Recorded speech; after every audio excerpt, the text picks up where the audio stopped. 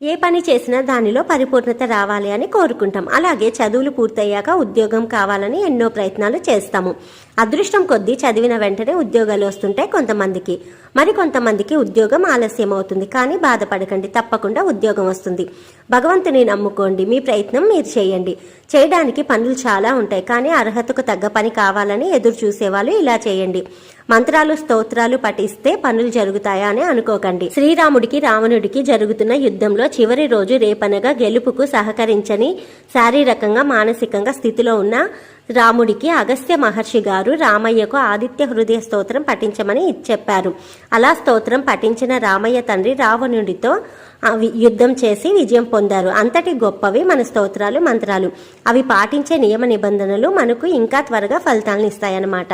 41 రోజుల పాటు నిష్టగా, నియమంగా, దీక్ష భక్తులతో శ్రద్ధగా రోజు 108 సార్లు ఈ మంత్రాన్ని జపించి